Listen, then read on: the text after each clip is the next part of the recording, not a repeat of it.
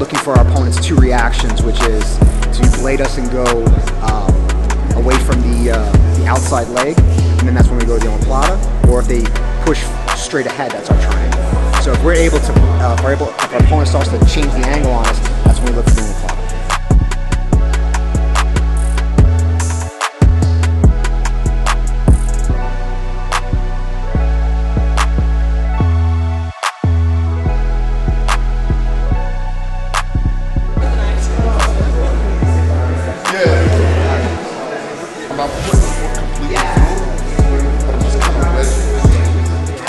So when you try to bring your arm in, bring the other arm in, my foot is in the way. 25 each side. If your stomach is hurting, you're doing it right. Parry while your feet keep touching the ground. No feet touching the ground. I don't want to move him. No, you ain't got to move him. You just move.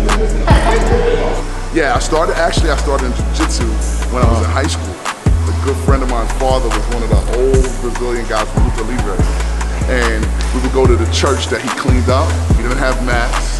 We would train on the floors, we would train throws. And then I went to the Navy and I did a little bit in there, a little judo.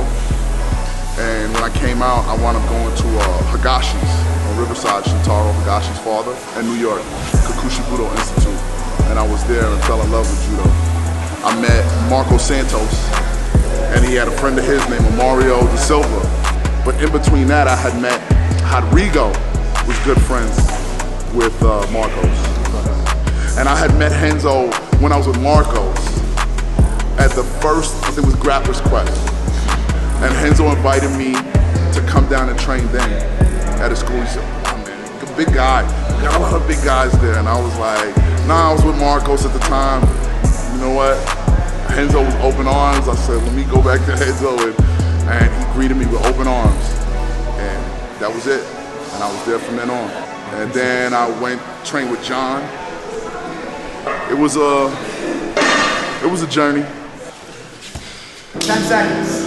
9, 8, 7, 6, 5, 4, 3, 2, 9. You started catching your timing like halfway through because you started catching the trips and the sweeps. That's usually what happens. Like I remember, like I went to a practice and I was just like, "Ooh, I'm beat." I was like, "Keep going, keep going, keep going." And, but like the fifth round, that's when. Fifth round is when it started clicking because you could see, like he was shooting and you were just doing a little tap behind the foot. I should have when he was like stumbling right after that. Go into it, but you caught it like halfway through your roll. You started catching it. And everybody was like trying to figure out what's going on in New York because it was California then. And then New York blew up, Renzo's blew up, then Marcelo's came along. When was it that John became like one of the head instructors over at Renzo's? Me, John, and Joe D'Arcy were blue belts at the same time. To be around those kind of people was like in New York. You know what I'm saying? You got a Gracie right here, and they pushed us. He pushed us, and for that I'm grateful. Renzo pushed us. Guy who they got the darts choke from, that was Joe D'Arcy. The reason they named it the darts is from, what was the name of that kid, Miller? Remember that crazy kid who used to fight? He had that show on MTV. Jason Mayhem Miller.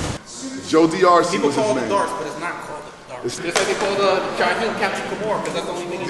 Shaheen, they call him Captain Kimura because he does Kimuras from all over the place. A lot of people. And Kimura is not even the name of the hold. The hold is not the Where's it from? Ude Shigi, Ude Garanto. Arm coil.